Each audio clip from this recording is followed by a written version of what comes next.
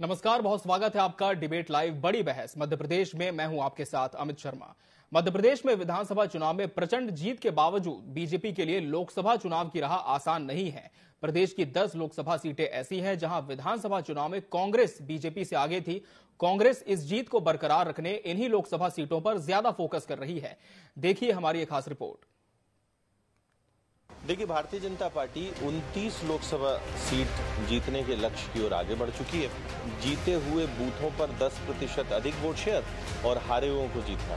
EVM माता का दुरुपयोग नहीं हुआ तो हम करीब 29 में से 20 सीटों पर विजय पा सकते हैं।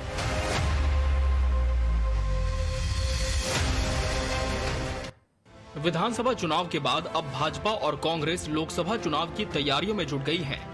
कांग्रेस को हर एक लोकसभा सीट पर जमीनी स्तर पर काम करना है, तो वहीं प्रचंड जीत के बावजूद बीजेपी के लिए कुछ लोकसभा सीटें मुश्किल खड़ी कर रही हैं।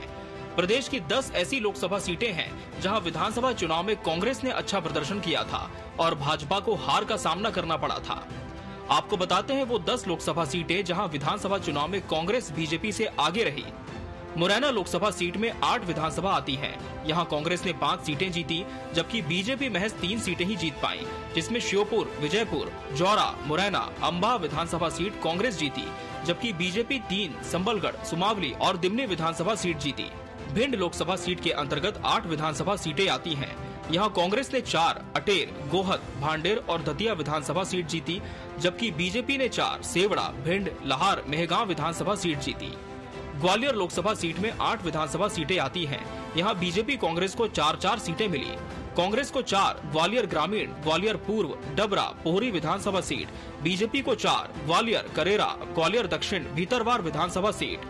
मंडला लोकसभा सीट पर कांग्रेस को 5 डिंडौरी, बिछिया, निवास, केवलारी, लखनादौन सीट मिली, जबकि बीजेपी को 3 शहपुरा, मंडला, गोटेगांव सीट मिली।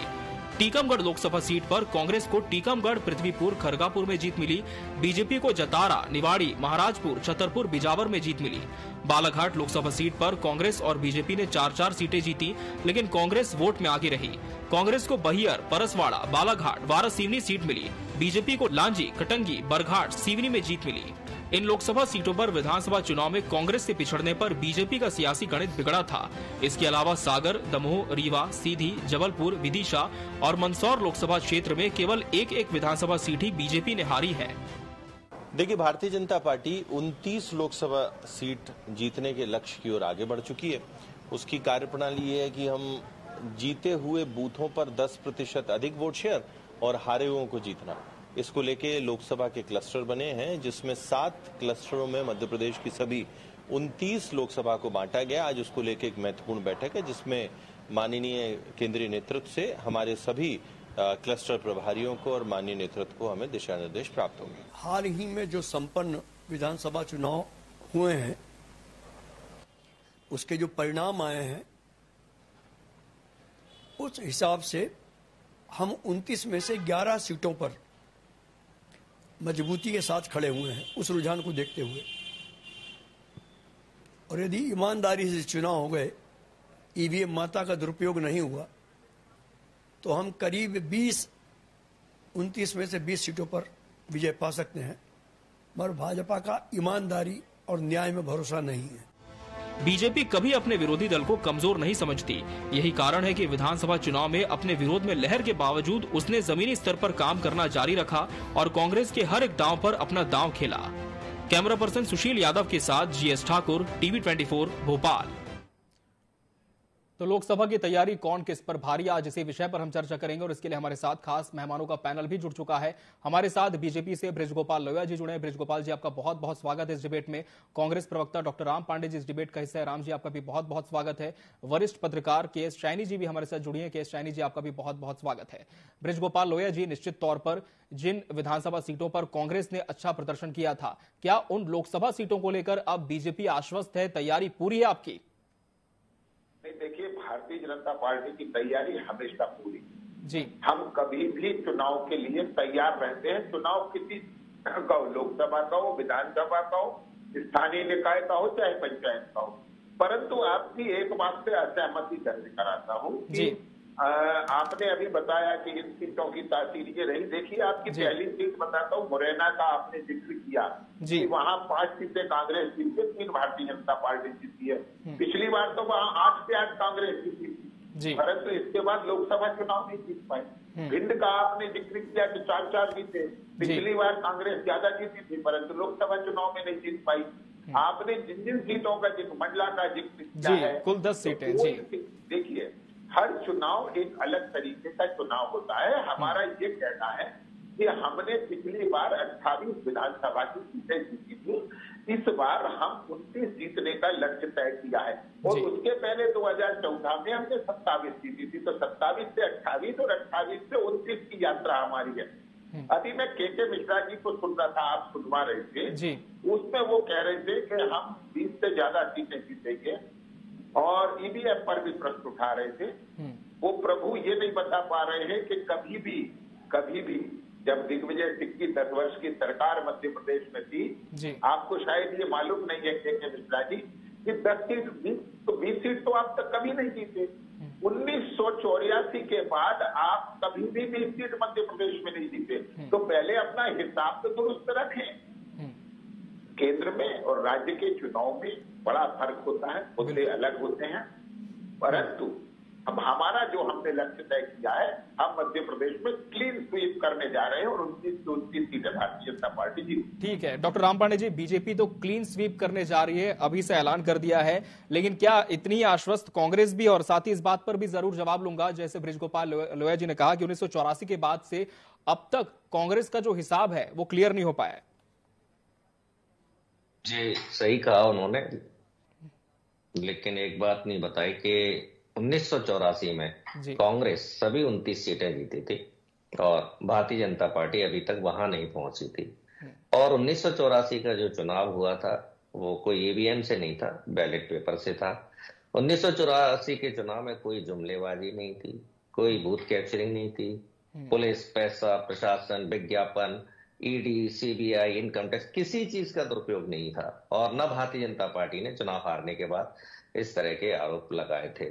तो 1984 का जो चुनाव हुआ था वो मुद्दों पर हुआ था, विकास पर हुआ था, इंदिरा गांधी जी के नाम पर हुआ था और सारी 29 सीटें हम उसमें जीत गए थे। तो ये बात भी लोया जी ने सही की कि विधानसभा और जो लोकसभा के जो चुनाव होते हैं उनके परिणाम अलग अलग आते हैं। मैं इस बात से सहमत हूँ। कभी कभी ऐसा होता है कि केंद्र में सरकार होती है तो प्रदेश में जीतती है, प्रदेश में सरकार होती है तो केंद्र में जीतती है। लेकिन कई बार ऐसा हुआ है कि प्रदेश में सरकार है तो केंद्र में हार गए, या केंद्र में सरकार है तो प्रदेश में हार गए। 2018 में हो चुका है ऐसा, कांग्रेस विधानसभा जीती थी लेकिन लोकसभा में 28 सीटों पर हार गई थी और ज्योतिरादित्य सिंधिया भी हमारे नेता थे और हारने के कारण वो बीजेपी में चले गए। तो लेकिन चुनाव कोई भी हो, चाहे मध्य प्रदेश का हो या देश का हो, अभी चुनाव चल रहा है सत्य और असत्य के आधार पर, न्याय और अन्याय के आधार पर, झूठ और सच के आधार पर, जुमलेबाजी और यथार्थ के आधार पर। दुर्भाग्य ये है कि जुमलेबाजी जीत रही है, दुर्भाग्य ये है कि झूठ जीत रहा है, दुर्भाग्य ये है कि अन्याय जीत रहा है, दुर्भाग्य ये तानाशाही जीत रही है। अभी चुनाव हुए थे प्रदेश में, हमें 40% वोट मिले, तो 40% वोट हमें इस बात के मिले हैं कि सत्य के आधार पर और न्याय के आधार पर, विकास के आधार पर, स्कूल के आधार पर, यूनिवर्सिटी के आधार पर, कॉलेज के आधार पर। बीजेपी को जो वोट मिलता है, अभी देखा ना विधानसभा चुनाव में मोदी जी लड़ रहे थे, लोकसभा चुनाव में कोई मुद्दा नहीं है। 29 सीटों पर बीजेपी का कोई भी प्रत्याशी खड़ा हो जाए उससे कोई मतलब नहीं है। मोदी जी आएंगे, वो कहेंगे मैं चुनाव लड़ रहा हूं। मोदी जी पहले आए थे 2022 तक मैं दुनिया बदल दूंगा, अब 2022 का वो 2047 बोलने लगे हैं। तो कौन सा जुमला फेंकेंगे, कौन सी बात करेंगे? जैसे अभी छत्तीसगढ़ के चुनाव में वो महादेव ऐप लेकर आ गए, चुनाव खत्म हुए महादेव ऐप खत्म। राजस्थान में चुनाव हुए लाल डायरी लेकर आ गए, चुनाव खत्म लाल डायरी खत्म। ऐसे ही मध्य प्रदेश में ऐसा बड़ा झूठ लेकर आएंगे हमारे नेताओं के बारे में जिसकी कोई जमीन नहीं होगी, लेकिन वो पूरे लोकसभा में चलेगा, चुनाव परिणाम आ जाएंगे, उसके बाद वो चीज खत्म हो जाएगी। तो ओवरऑल ये है कि जो अभी चुनाव जो हो रहे हैं, चाहे वो पार्षद का चुनाव हो रहा है तो वो मोदी जी लड़ रहे हैं, सरपंच का हो रहा है तो मोदी जी लड़ रहे हैं, विधायक का हो रहा है तो मोदी जी के लड़ रहे हैं, सांसद का हो रहा है तो मोदी जी लड़ रहे हैं, और ये कहते हैं हम 24 मोड में तैयार रहते हैं, ये रहते हैं, कुछ नहीं रहते हैं। ये आज का अखबार है, अभी चुनाव नहीं है, 3 पेज के विज्ञापन है, ये 3 पेज का विज्ञापन अभी से दिया जा रहा है, फुल पेज का दैनिक भास्कर का। अब आप बताइए, जब चुनाव नहीं है तब ये करोड़ों रुपए जनता की कमाई का पैसा खर्च कर रहे हैं, जिसके कारण महंगाई बढ़ती है।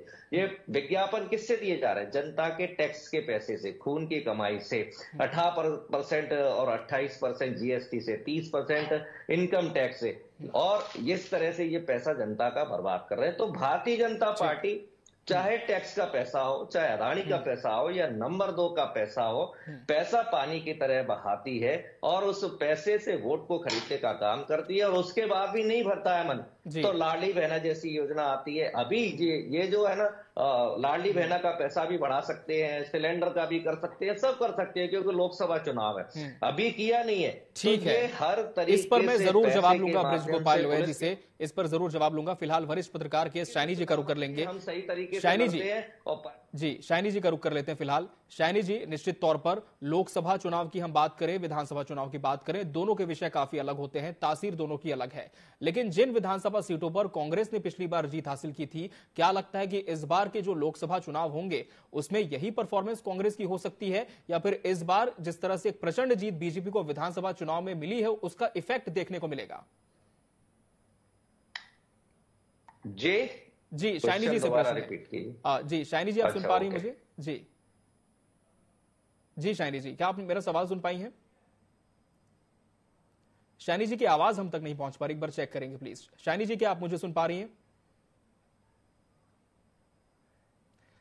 चलिए, इनसे फिर से संपर्क करने की कोशिश करेंगे। ब्रिज गोपाल लोया जी का रुख कर लेते हैं। ब्रिज गोपाल जी, आपको आवाज आ रही है? जी शाइनी जी, आप सुन पा रही है मुझे? हाँ जी बताएं। जी शाइनी जी, जिस तरह से कांग्रेस ने पिछली बार इन विधानसभा सीटों पर, जिसका हमने विश्लेषण किया, जीत हासिल की थी, लेकिन इस बार के जो लोकसभा चुनाव होने जा रहे हैं मध्य प्रदेश में, बीजेपी के कार्यकर्ता पूरी तरह से चार्ज हैं विधानसभा चुनाव की प्रचंड जीत के बाद। तो क्या इन सीटों पर इस बार इसका ज्यादा प्रभाव देखने को मिलेगा, या फिर चुनौती कांग्रेस के लिए होगी? नहीं अमित जी, देखिए, अगर अपन 2018 का चुनाव देखें तो उसमें बीजेपी हार गई थी जब जी। मध्य प्रदेश, राजस्थान, छत्तीसगढ़, तीनों जगह जो है बीजेपी नहीं जीती थी। उसके बावजूद जो 19 का चुनाव हुआ, वहां पे ऑलमोस्ट सारे सीटें बीजेपी को मिली। तो मेरा ये मानना है कि इस बार भी अगर मतलब उससे ज्यादा तो नहीं मिल सकता है, एक आध सीट कम ही हो सकता है बीजेपी का, उससे बढ़ नहीं सकता है। तो अगर बीजेपी को अगर पूरे सीट जीतना, 29 सीट जीतना है, तो अपन विधानसभा के चुनाव के साथ ये नहीं आकलन लगा सकते कि सारे सीट जो है बीजेपी जीत जाएगी, क्योंकि 10, जैसे आपका भी विश्लेषण था कि 10 सीट में तो कांग्रेस अभी भी मजबूती से खड़ी हुई है। तो अगर ये पिछला चुनाव भी अगर रिपीट कर देती है बीजेपी, तो भी उनका जो ओवरऑल सीट है 300 जो ऊपर इनका गया था, वो सीट लाने के लिए इनको पूरी सीट जीतना जरूरी है बीजेपी को। तो उसके लिए जो इनका कॉन्फिडेंस दिख रहा है बीजेपी का, बिल्कुल निश्चित तौर पे विधानसभा के चुनाव के बाद बीजेपी के अंदर काफी एक तरह से मॉरल बूस्टिंग हुआ है उनका। लेकिन आज भी बीजेपी अगर ये बहुत ही निश्चिंत हो जाए कि बीजेपी को सारे सीट मिल जाए, तो ये मुझे थोड़ा सा अधिक लगता है, क्योंकि कांग्रेस का मजबूत, आज भी मध्य प्रदेश में कांग्रेस एक स्ट्रांग पार्टी है और उनके बेस है एक एस्टैब्लिश नेशनल पार्टी है। तो ऐसा नहीं है कि कांग्रेस एकदम साफ हो गई है मध्य प्रदेश में। 40% जो वोट आज भी कांग्रेस को मध्य प्रदेश से मिलता है। 10 सीट तो आपका ही आकलन है, पर लोकसभा के चुनाव में हो सकता है कि पिछले बार से ज्यादा परफॉर्म हो जाती है। ऐसा नहीं होता कि विधानसभा में अच्छा किया तो लोकसभा में भी बीजेपी ले जाएगी, जैसे पिछले बार बीजेपी हारने के बाद भी जीत गई, तो इस बार जीतने के बाद भी हो सकता है कि उलटफेर हो सकता है। तो इस तरह से एक कॉन्फिडेंस जो बीजेपी के अंदर है, जरूर निश्चित तौर पे विधानसभा के चुनाव के बाद एक कॉन्फिडेंस, मॉरल बूस्टिंग जरूर हुआ है बीजेपी के अंदर। लेकिन एकदम निश्चिंत हो जाना कि मतलब सारे सीट बीजेपी को ही जाएंगे, ये मुझे लगता है कुछ अतिशयोक्ति रहेगी। बिल्कुल, लेकिन ब्रिज गोपाल लोया जी तो निश्चिंत है कि हम तो पूरी 29 सीटों पर क्लीन स्वीप करेंगे, लेकिन उलटफेर की संभावना भी तो है ब्रिज गोपाल लोया जी। साथ ही डॉक्टर राम पांडे जी ने एक बात कही कि हर बार हर चुनाव में मोदी जी आते हैं, एक नया झूठ परोस करके जाते हैं, और इस बार भी वैसा ही होगा। पहले मैं इसका प्रश्न का उत्तर देता हूं। कि हम पिछली बार केवल 31,500 मतों से छिंदवाड़ा की लोकसभा सीट हारे, जो भारतीय जनता पार्टी के कार्यकर्ता के लिए मैकअप करना बहुत साधारण टास्क है। एक बात और है कि जो आप कह रहे हैं कि हमारे लिए कठिन है, तो आसान चैलेंज तो हम कभी लेते भी नहीं। भारतीय जनता पार्टी का कार्यकर्ता कठिन टास्क लेता है। एक आपने बात कही कि हम अति विश्वास में, हम अति विश्वास बिल्कुल नहीं। या जो अति विश्वास में है वो केवल टीवी पर बातें कर रहे हैं, हम तो जमीन पर काम कर रहे हैं। 3 दिसंबर को मतगणना हुई थी और 4 दिसंबर से भारतीय जनता पार्टी का कार्यकर्ता पुनः उस काम में लग गया कि हमें अगले चुनाव में जाना है। और जो अभी राम पांडे जी कह रहे थे कि हम सबके चुनाव में जाते हैं, आप मुझे एक बात का जवाब बताइए, जिस पार्टी का पूरा कार्यकर्ता नेताओं के चुनाव प्रचार में जाता है, क्या वो नेताओं की जिम्मेवारी नहीं है कि वो कार्यकर्ताओं के चुनाव प्रचार में आए? ये इस तरह का नेतृत्व तो कांग्रेस पार्टी में है कि जब नेता की बारी होगी तो कार्यकर्ता जाएगा, परंतु कार्यकर्ता की जब बारी होगी तो नेता नहीं आएगा। कांग्रेस का कार्यकर्ता जो कहता है, मैं एक शेर बता देता हूं आपको, उसमें समझ आ जाएगा। वो कहते हैं कि गुलसिता को जरूरत जो खून की पड़ी, सबसे पहले ही गर्दन हमारी कटी, बागवां से जो पूछा तो कहने लगा ये चमन है हमारा, तुम्हारा नहीं। एक बात और बता देता हूं शालिनी जी को। शालिनी जी, आप कह रही थी कि इतनी कमजोर कांग्रेस नहीं है। मैं आपके ज्ञान के लिए बता दूं कि 51 सीट कांग्रेस के पास हैं, उसमें से 28 सीट पंजाब, तमिलनाडु और केरल से आती हैं, यानी शेष पूरे भारत में मिलाकर। देखिए, राजस्थान में 0, गुजरात में 0, मध्य प्रदेश में 29 में से 1, छत्तीसगढ़ में 11 में से 2, उत्तराखंड में 0, हिमाचल प्रदेश में 0, दिल्ली में 0। तो देखिए तो आपके वास्तव में कांग्रेस एक खुद शून्य बनती जा रही है।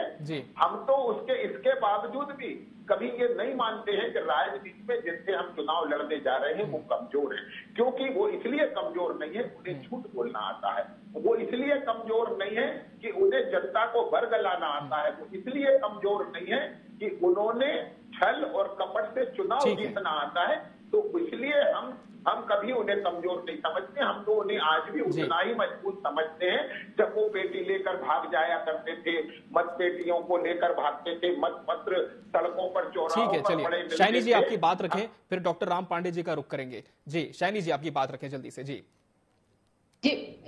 ब्रिज गोपाल जी, मैंने ये जरूर कहा है कि कांग्रेस कमजोर नहीं है। इसका मतलब नहीं कि कांग्रेस जीत जाएगी। कांग्रेस को अपने तरफ से काफी मेहनत करनी पड़ेगी लोकसभा चुनाव के लिए, क्योंकि इनके वर्कर्स जो है उनको एक सपोर्ट की जरूरत है और ग्रास रूट लेवल पे काम करने की जरूरत है। जो भी इश्यूज है उसको मोमेंटम लाने की जरूरत है। तो काफी कुछ करने की जरूरत है। चुनाव ऐसे ही नहीं जीता जाता है। चुनाव जीतने के लिए खूब मेहनत करनी पड़ती है, कोई भी पार्टी हो, चाहे कांग्रेस हो चाहे बीजेपी हो। लेकिन बात यह है कि ग्राउंड लेवल पे कौन ज्यादा काम करता है। जनता बेवकूफ नहीं है, जनता देख के चुनाव में वोट करती है। जो पार्टी काम करेगी विश्वास करेगी। नहीं है, ये बहुत अच्छा आपने उत्तर दिया है कि जनता बेवकूफ नहीं है। बिल्कुल, जनता तो पूरी तरह से समझदार है। डॉक्टर राम पांडे जी भी इस बात से सहमति रखते हैं, लेकिन ये बीजेपी का अति उत्साह जिस तरह से शालिनी जी कह रही है, डॉक्टर राम पांडे जी, कांग्रेस में कितना उत्साह है लोकसभा चुनाव को लेकर? इस बार क्या स्ट्रेटेजी है? क्योंकि बीजेपी तो हर मोर्चे पर फ्रंट फुट पर है। अब देखिए पूरा मध्य प्रदेश राम में हो रहा है और इस विषय को भी लोकसभा में बुलाने की पूरी कोशिश दिख रही है। जी, ये बीजेपी का उत्साह नहीं है, ये अहंकार है। और मैंने बता दिया ना, ये 3-3 पेज के विज्ञापन एक पेपर में एक दिन में दिए जा रहे हैं जब चुनाव नहीं है।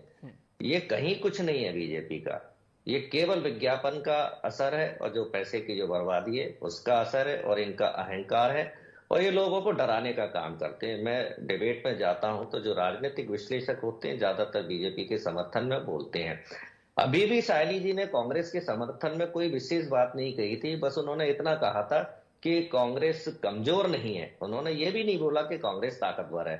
फिर भी उनको डराने का काम किया जा रहा है। सैकड़ों राजनीतिक विश्लेषक आते हैं, बेचारे डर के मारे बीजेपी की भाषा उनको बोलना पड़ती है। शालिनी जी एक महिला है, उनको भी उन्होंने एक तरह से डराने का प्रयास किया है, लेकिन हर महिला नहीं डरती है। कुछ लोग स्वाभिमानी होते हैं, क्रांतिकारी होते हैं, कुछ भी हो जाते हैं। राम मंदिर बन रहा है, अच्छी बात है। और जो हमारे हिंदू धर्म के जो सर्वोच्च धर्माचार्य होते हैं वो शंकराचार्य होते हैं, ठीक है। तो शंकराचार्य का कितना अपमान किया जा रहा है, हिंदुओं का कितना अपमान किया जा रहा है, हिंदू धर्म का कितना अपमान किया जा रहा है। इससे बड़ा अपमान हिंदुओं का, चलिए लोकसभा पर ही हम रहे, लोकसभा को लेकर कितनी तैयारी कांग्रेस की? अपमान राम जी, लोकसभा पर जी शंकराचार्यों को उनको गालियां दी जा रही हैं।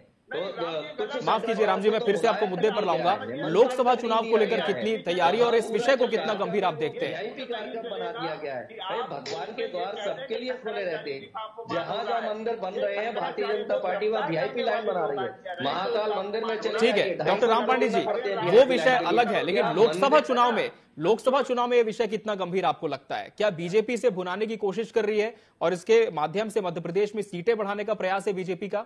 एक होता है, लेकिन इन्होंने मंदिर में भी एक लाइन वीआईपी लगाते हैं और एक आम आदमी की लाइन लगाते हैं। वहां भी इन्होंने भगवान की नजर में इंसान को बांट दिया। चलिए ब्रिज गोपाल जी जवाब दीजिए। जी, जिससे जाता है वो आम है, क्योंकि आपके तो वीआईपी है नहीं, हमारे पास कोई खानदानी लोग थोड़ी हैं। जी, शंकराचार्य जी के बारे में बताइए। शंकराचार्य हिंदू धर्म का प्रतीक है, थोड़ा सा शंकराचार्य जी पर प्रकाश डालिए। हमारे पास वो लोग नहीं है जो पेट से नेता बने, हमारे पास तो वो लोग हैं जो पेटी से नेता बने। अरे लोहिया जी, देखिए आप बड़े विद्वान आदमी, थोड़ा सा शंकराचार्य जी के बारे में। चलिए आज राम मंदिर हमारा विषय नहीं है, राम मंदिर पर फिर किसी दिन हम चर्चा करेंगे, इस पर चर्चा होती भी है। शाइनी जी का रुख कर लेते। शाइनी जी, राष्ट्रीय स्तर पर जो एक गठबंधन किया है कांग्रेस ने, इंडिया गठबंधन, उसका कितना प्रभाव आपको लगता है इस बार मध्य प्रदेश में भी जब चुनाव होंगे, लोकसभा के लिए जब वोटिंग होगी तब देखने को मिलेगा, या किसी तरह का बिखराव आप मानती हैं इस गठबंधन के माध्यम से अब हो सकता है? अमित जी, ये जो गठबंधन है, अगर काकमन अभी जो 2000 अभी जो चुनाव हुए हैं विधानसभा के, तो मुझे लगता है कि जो बाकी जो पार्टीज हैं उनको तो बिल्कुल भी कोई मिला ही नहीं है यहाँ पे। तो मध्य प्रदेश जो है मेनली दो नेशनल पार्टी है, बीजेपी और कांग्रेस, तीसरे मोर्चा को यहाँ पे जगह मिलते ही नहीं है। पर फिर भी अगर ये जो 1% जो वोट होता है उससे भी हमारे यहाँ 2% के डिफरेंस से पूरी समीकरण बदल जाता है। तो अगर कांग्रेस अलायंस में जाती है, जैसे अभी समाजवादी पार्टी, मुझे नहीं लगता समाजवादी पार्टी जिस तरह से विधानसभा में जो बातचीत हुई है, जिस तरह से खींचातानी हुई सीट को लेकर, तो एक तरह से मुझे लगता है कि अगर उस टाइम भी अलायंस होता तो विधानसभा में परफॉर्मेंस और थोड़ा अलग दिखाई देता। अब अगर इस तरफ जाते हैं तो कुछ, अगर ज्यादा नहीं तो कम से कम 5-6 सीटों में तो फर्क पड़ेगा ही पड़ेगा मध्य प्रदेश में। और बीजेपी को आज की तारीख में अगर आप 5-1 सीट से भी कम कर देते हैं तो बहुत ज्यादा एक मेरे ख्याल से बहुत बड़ी वो विक्ट्री होगी कांग्रेस की, क्योंकि बीजेपी आज जो है बिल्कुल एक तरह से मान के चल रही है कि हम पूरा स्वीप कर रहे हैं। तो 5-10 सीट भी अगर फर्क पड़ता तो नेशनल लेवल पे बहुत डिफरेंस आएगा, क्योंकि बाकी जगह जैसे दिल्ली है, साउथ के स्टेट्स है और नॉर्थ असम में, यहाँ पे इन लोग का प्रेजेंस नहीं है। मेनली प्रेजेंस है नॉर्थ बेल्ट में। तो नॉर्थ में अगर यहाँ पे अगर कांग्रेस अच्छा परफॉर्म करती है, 5-10 सीट से भी कम लाते हैं, तो वहां पे ओवरऑल परसेंटेज में और ओवरऑल सीट्स में बीजेपी को काफी चुनौतीपूर्ण उसका सामना करना पड़ सकता है। जी, ब्रिज गोपाल जी क्या सहमति रखते हैं कि 4 से 5 सीटों पर तो इस गठबंधन का फर्क पड़ सकता है मध्य प्रदेश में भी? यदि किसी राजनीतिक दल के पास कार्यक्रम, यदि किसी राजनीतिक दल के पास जनता के कल्याण की कोई योजना हो, यदि किसी राजनीतिक दल के पास विकास का कोई मॉडल हो, तो उम्मीदें तो हमेशा जनता से की जानी चाहिए। परंतु ना तो कार्यकर्ताओं के लिए कार्यक्रम है, ना गरीबों के लिए जन कल्याण की कोई योजना है, ना विचार विकास का कोई विजन है। तो इसके बिना आप किस तरह कल्पना करते हैं? मैं तो ये कहता हूँ कि ये जो आपको मत मिल गए ये बहुत है, इसका आपको उत्सव मनानी चाहिए कि ये जितने मत लोग आपको दे रहे हैं आज भी, ये आपके लिए बड़े उत्सव की चीज है, क्योंकि ऐतिहासिक रूप से आप कभी विकास के साथ नहीं रहे, आप कभी जन कल्याण के साथ नहीं रहे, और आपके पास कभी अपने कार्यकर्ताओं के लिए या देश और प्रदेश की जनता के लिए कोई प्रोग्राम नहीं रहा। इस तरह के राजनीतिक दल अगर इतने समय तक चल गए तो मैं तो मानता हूं कि उनको, देश की जनता को इसके लिए धन्यवाद अलग से देना चाहिए।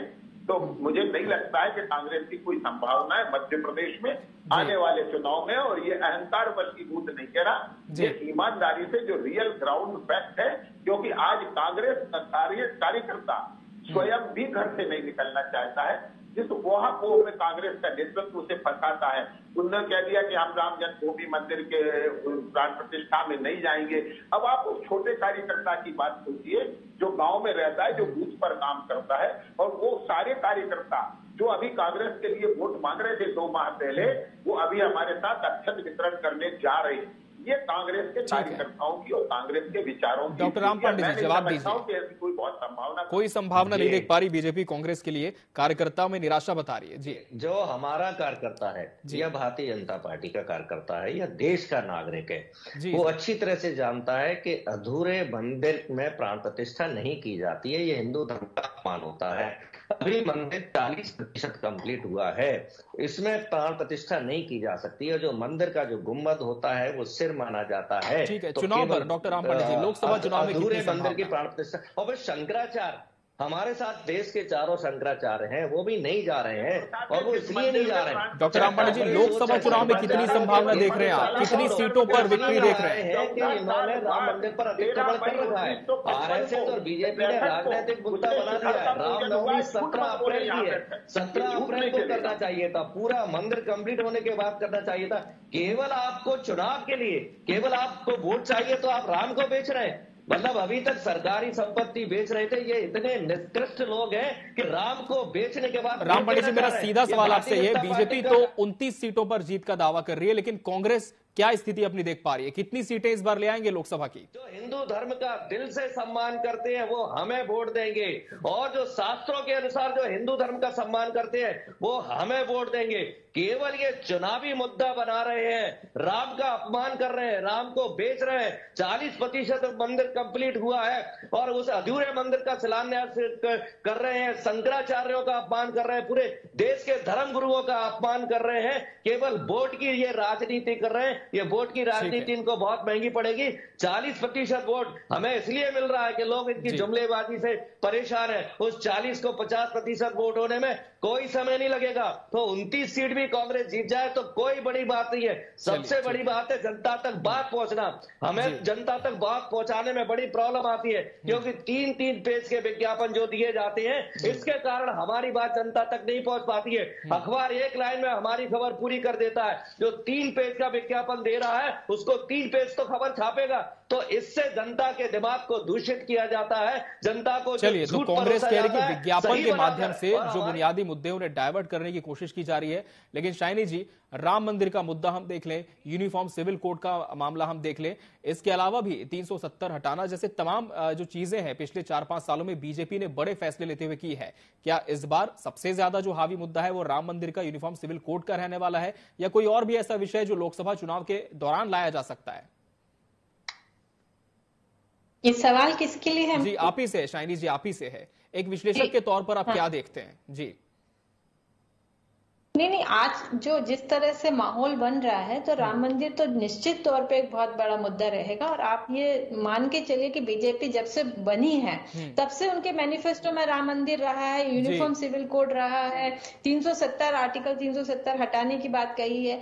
तो इसमें कोई दो राय नहीं कि बीजेपी इसका पॉलिटिकल माइलेज जरूर लेगी, और पूरे तरह से इस तरह से माहौल भी बनाया जा रहा है। लेकिन मुझे लगता है कि कांग्रेस को कहीं ना कहीं इस मुद्दे को से भटकना नहीं चाहिए, और जनता के जो मुद्दे हैं, बेरोजगारी है, शिक्षा का मुद्दे हैं, जो स्कैम्स हैं, पटवारी के अभी मध्य प्रदेश में आप देखिए कि पटवारी इसका स्कैम हुआ था। तो कई मुद्दे ऐसे हैं जिसको कांग्रेस को हाईलाइट करना चाहिए, और ना कि मतलब राम मंदिर और इन सब मुद्दों को में डाइवर्ट होना चाहिए, क्योंकि जनता के जो मुद्दे हैं वो उठाने की जरूरत ऑपोजिशन पार्टी की जिम्मेदारी होती है। और ऑपोजिशन को इस मुद्दे को ज्यादा हाईलाइट करके चुनाव जो है जनता के मुद्दों को लेकर लड़ना चाहिए, ना कि राम मंदिर और 370। वो तो ठीक है, एक इशू था और उसमें बीजेपी ने किया, और बीजेपी निश्चित तौर पे उसको अपना एक बहुत बड़ा मुद्दा बनाएगी, इसमें कोई दो मत नहीं है। और इसमें होना भी नहीं चाहिए, क्योंकि राजनीति करने के लिए आई है बीजेपी, कोई समाज सेवा तो कर नहीं रही है। तो उनने जो मुद्दा किया है उस पर कांग्रेस की भी जिम्मेदारी होती है कि जनता के मुद्दों को लेके जाए और जनता के बीच में जाए और जनता के मुद्दों को हाईलाइट करें, चाहे वो पार्लियामेंट में हो, विधानसभा में हो या सड़क पे हो।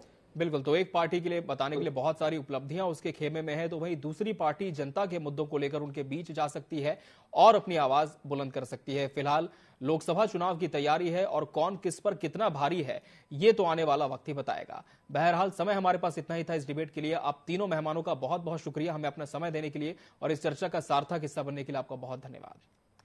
इसी के साथ बड़ी बहस डिबेट लाइव मध्य प्रदेश में आज के लिए फिलहाल इतना ही। कल हम फिर हाजिर होंगे किसी बड़े विषय के साथ। नमस्कार।